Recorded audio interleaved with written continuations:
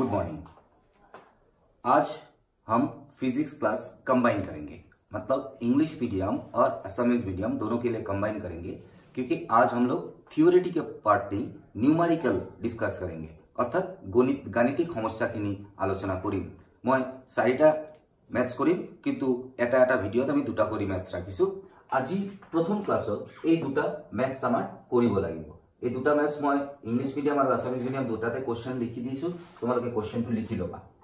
এতিয়া मैं प्रथम प्रश्नটো आलोचना কৰিবলৈ গৈ আছো।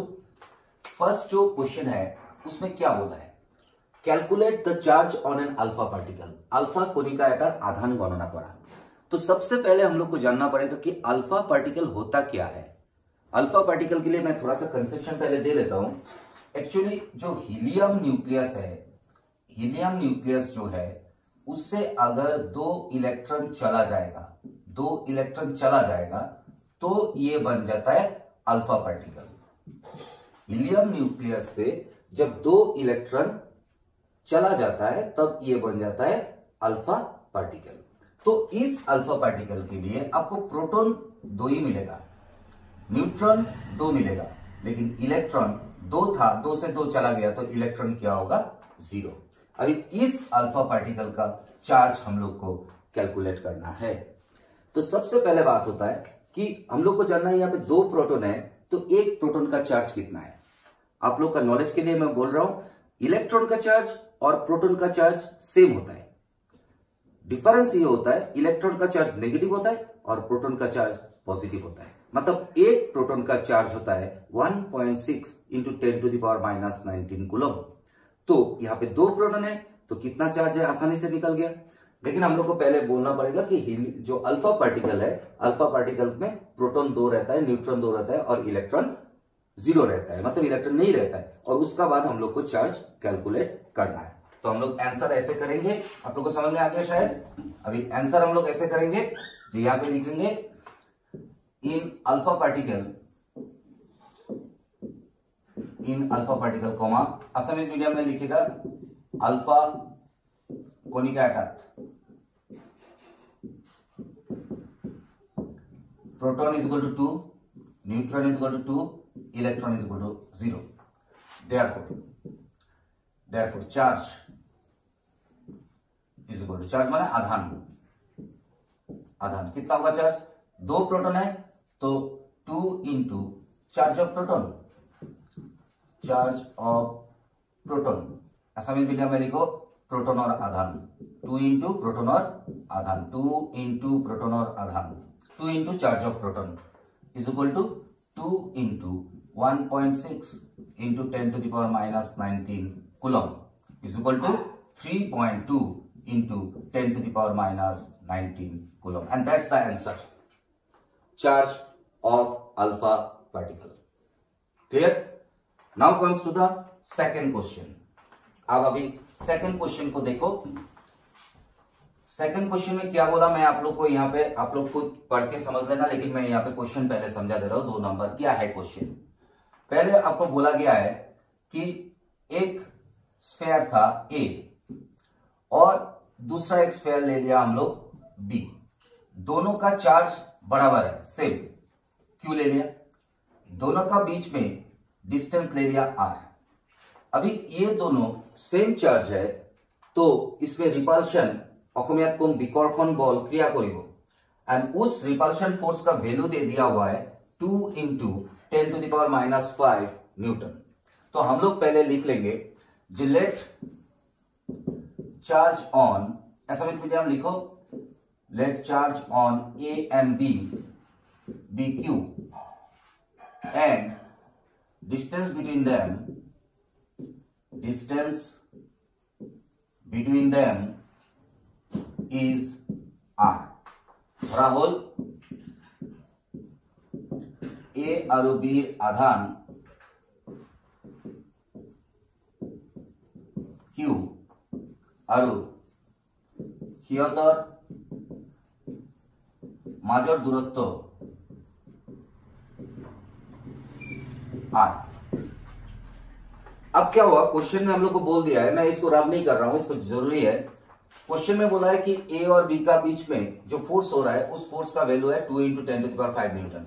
तो देयरफॉर हम लोग लिखता है फोर्स इज इक्वल टू, ऐसे लिखता हूं, force is equal to 2 × 10⁻⁵ newton. अभी फोर्स किसका अंदर में, फोर्स माने बॉल, फोर्स माने बॉल।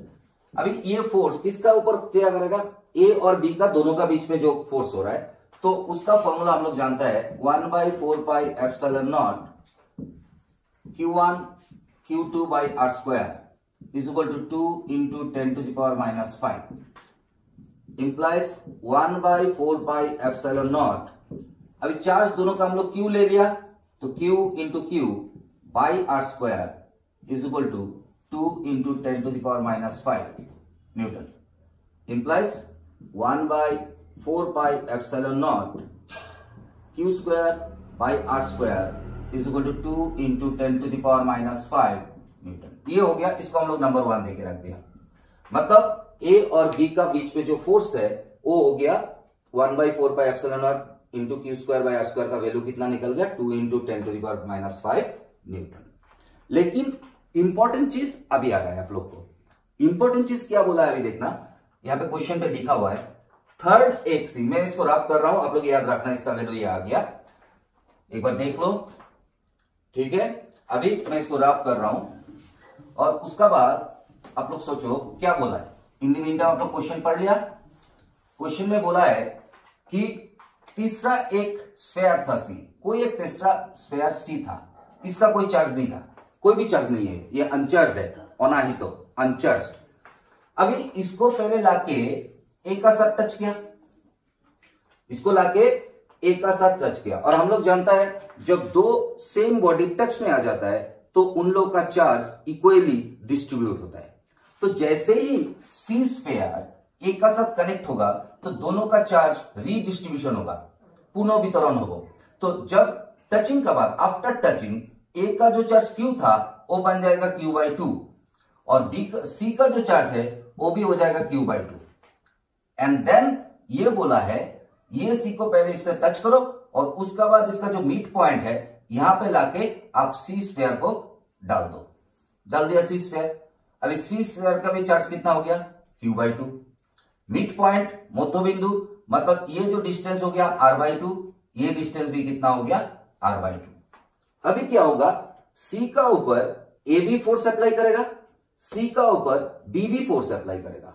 हम लोग को क्या करना है, ये दोनों जो फोर्स अप्लाई हो रहा है उसका नेट व लब्धो नेट फोर्स कितना होगा वो निकालना है।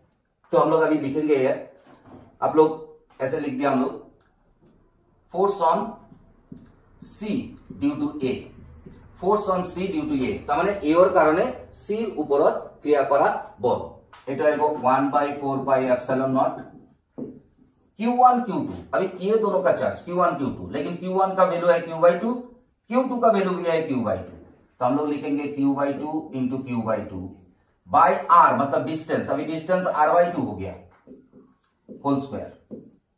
इसको अगर आप कैलकुलेट करोगे आपको मिलेगा 1/4πε0 Q²/r², 2 2 जा 4, 4 कैंसिल हो जाएगा, तो ये आ गया force on C due to A. अभी हम लोग निकालेंगे क्या, इस सी का ऊपर बी ने क्या फोर्स अप्लाई कर रहा है। तो again force on C due to B 1/4πε0 होगा ही। सी Q1 का वैल्यू है Q/2, Q2 का वैल्यू लेकिन QA है, वो चेंज नहीं हुआ, वो QE है, और डिस्टेंस R/2 है तो R/2 होल स्क्वायर। इसको कैलकुलेट करोगे तो आपको मिलेगा 2 × 1/4πε0 Q²/r²। अभी सबसे इंपॉर्टेंट बात, ए सी का ऊपर फोर्स अप्लाई कर रहे हैं, कौन सा तरफ, रिपल्शन हो रहा है, रिपल्शन माने विकर्षण। तो ए जब सी का ऊपर फोर्स अप्लाई करेंगे तो फोर्स का डायरेक्शन ये होगा, ए जब सी का ऊपर फोर्स अप्लाई करेंगे तो फोर्स का डायरेक्शन ये होगा, और बी जब सी का ऊपर फोर्स अप्लाई करेंगे तो उसका डायरेक्शन इस तरफ होगा। तो दोनों क्या हो गया, ऑपोजिट हो गया। तो हम लोग यहां पे एक लाइन लिख देंगे, since these two forces are in opposite direction, these two forces are in opposite direction. যেহেতু এই বল দুটা পরস্পর